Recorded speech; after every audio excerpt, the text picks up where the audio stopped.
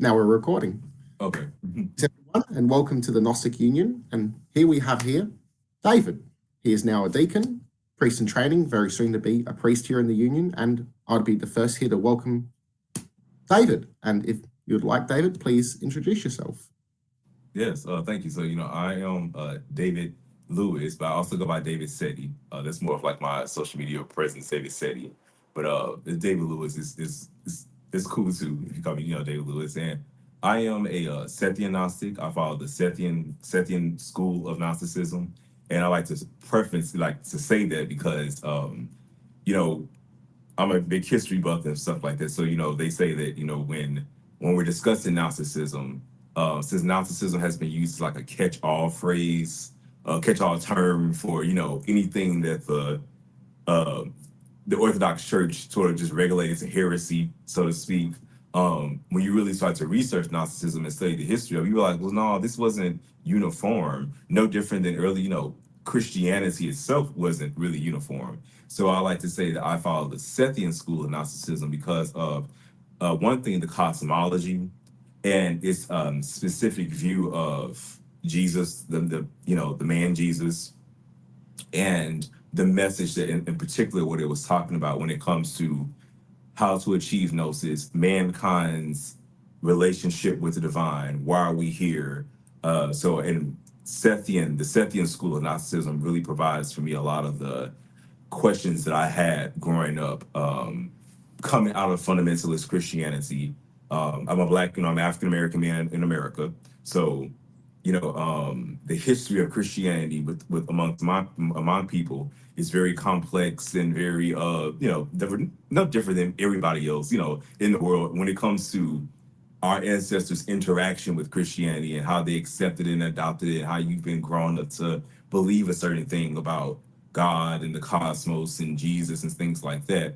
So when I left Christianity in my early adult, so like 2019, 2021, got a little bit into the Hebrew Israelite thing, which me and you spoken about. Quickly found out that no, they are kind of crazy. No offense, but they kind of crazy. So I got away from that, and then I found myself more into African spirituality. So specifically ancient Kemet, so Osiris, Isis, Horus, the ancient Egyptian gods, and that spirituality, and found myself there for a very long time. And then I found myself kind of at a crossroads. So it's like, and this is important because I'll go back to this. I found myself at a crossroads because I was like, I'm here. I'm doing what, I love it. I love ancient. I still, refer to ancient Kemetic texts, even within my Sethian Gnostic practice, because if you really know what you're looking at, you really realize that they really weren't saying anything different to each other. You may have a different face on something, but in reality, they're saying the same thing to a certain extent. And I decided, something was just like this nudge on my heart that, look at this, look at this. So I kind of, when you study in ancient Kemet and you study in the occult, you practice, Rosicrucians, Western magical traditions, stuff like that. You do come across like the names like Sophia and things like that. So I kind of already kind of Mary Magdalene and things like, so I had a frame of reference for what I was, but there was just something calling me. So I happened to get the non Qumani scriptures off Amazon one day. I said, let me just read this. Let me just see what it's saying, whatever. And when I started to read it, I was like, that's it. That's what I've been looking for. So that's what's sort of been that was sort of my introduction into Gnosticism as a practice, and like I said, I still refer to ancient Kemetic teachings in my practice, but I think what it was is revisiting the teachings of Jesus, looking at the history differently than how I was raised to look at it, not coming from a space of, well, forget that Christian stuff, forget that that was put on us, we were slaves and they tried to make us. And I realized, oh, no. Jesus didn't say nothing wrong. It was men coming in his name that we had the problem with, not the message of Jesus. And then going into the Sethian and going into what the Gnostics looked at it when it comes to this man named Jesus, and not just Jesus, because I think sometimes um, in my personal opinion, I think sometimes we do make Jesus like this, and it is Gnostic Christianity, so he is a big part of it. But when you really study, you realize that, that sometimes Jesus doesn't really play a big part. He's a part amongst a vast cosmology of aeons and different, angels and spirits and things like that. And that's what really, when I was looking at, I was researching, I said to myself, that's it.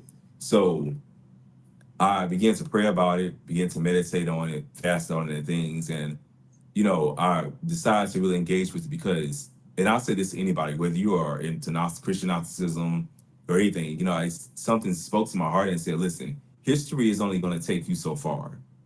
You can study all these pharaohs on the wall. You can read all this ancient Egyptian text. You can look at all these things, but it's only going to take you so far. How are we going to engage with that in this day and age? We live in a totally different world than these ancestors that we look at back, reading what they did. And I think we would be foolish to just simply try to blindly replicate it when we don't live in the same world. So how does this look like? What does this look like for us today? So that's been my mission so far.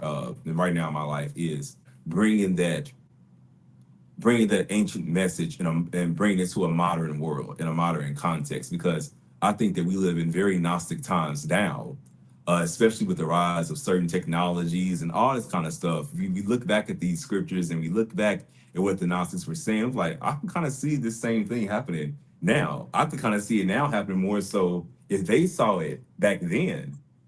You know what I'm saying? Imagine if they came now and saw the world that we lived in now. It probably would be even more worse. So yeah, that's what kind of got me into Gnosticism. That's beautiful.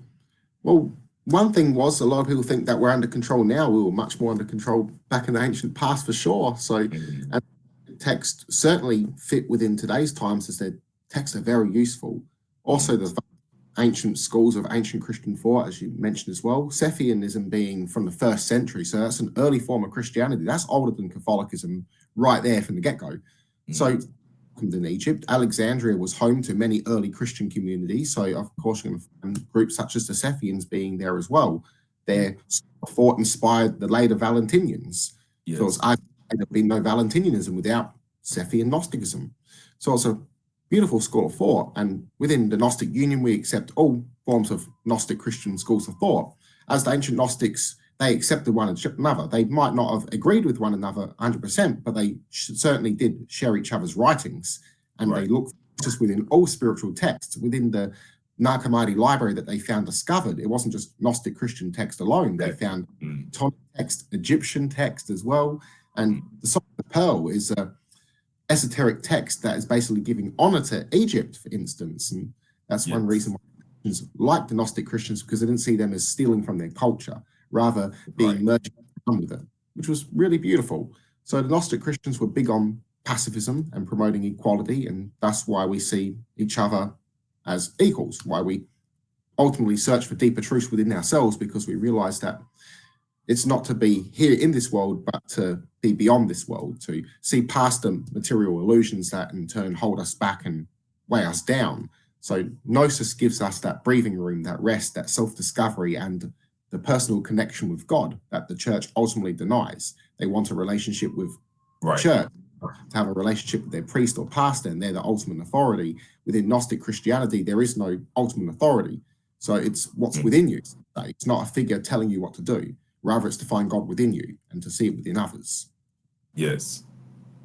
Yes. And that's the biggest thing too when it comes to my path within Sethian Gnosticism. So, like I said, is our man's interaction with these higher forces and the lower forces. And the gnosis is not for me, oh, something that you read in a history book, that knowledge, oh, I know, I can tell a fundamentalist Christian, you're wrong, I'm right. That's not gnosis to me. And the gnosis really is what Christ was speaking about when he said, man, know thyself. And we see the same thing even in Kemet. Man, know thyself. Then you will know the gods. Ancient Greece, man, know thyself. You see this continuity. That's one thing I really do love about Gnosticism within the Gnostic tradition is you see a continuity through all these different cultures that to the world of ancient, Roman, Judeo, Greco ancient Egypt, stuff like that. You know, things did look at it maybe like had its own aesthetic, but like I said, like you see the same gnosis, so to speak, from the beginning of time all the way into now, and it's saying a common thing. And that's one of the biggest things I'm really heavy on is, okay, if I do go to a tribe in the Amazon jungle, and they look at me and I look at them. It's like, okay, and I'm seeing, I'm listening to their spirituality. I'm listening to, we come from totally different worlds. But what's the common thread that we see that comes from my tradition and comes from your tradition and your culture?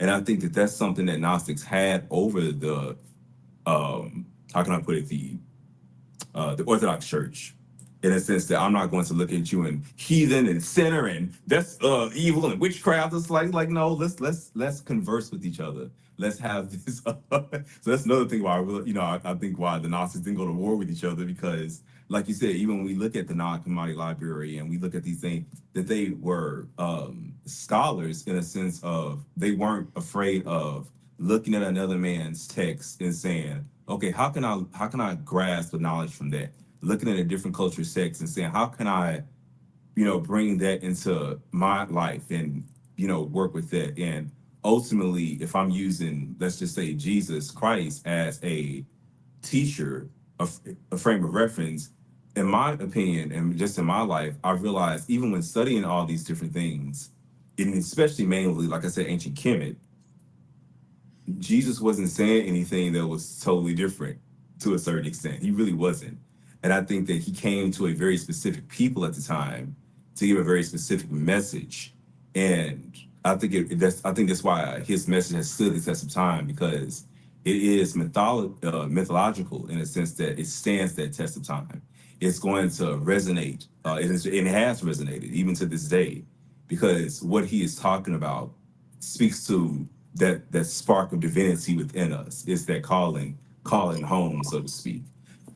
I do know that a lot of people, and I will say, I do understand that a lot of people don't like how Gnostics sometimes have this view of the world that is negative. It's a trap. It's a prison. We're living on a prison planet, and for that I have to say, because you do kind of see, I will say you do kind of see a little bit of that in the Sethian Gnostic tradition, but I will tell people that if you're new to this, be very careful about seeing things on YouTube or the internet and stuff, because actually when you actually read the text, the whole thing of a prison planet type of thing,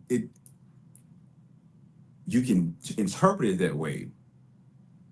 And it does, when we look at things like The Matrix and movies like The Matrix and all that kind of stuff, it does resonate with us. That okay, or Dark City and all these Gnostic movies that we come across that do speak to us. But I think ultimately what it is saying, and when it comes to the world that we live in, is the illusion of the world and the impermanence of the world is what I will say. It's something that I think that the Gnostics stress and other groups of people, other spiritualities stress too. That don't get caught up in all the things that you see, because your five senses that you interact with, that interacts with this world, is a small fraction of the spiritual reality that and since man has forgotten about that, that's what keeps us locked down in 3D consciousness, so to speak. That's what keeps us ignorant. So, in my humble opinion, the earth itself is not necessarily a prison. More so, it is something that we are engaging with in a very finite way, if that makes sense. And that's what produces Absolutely. the illusion. Absolutely.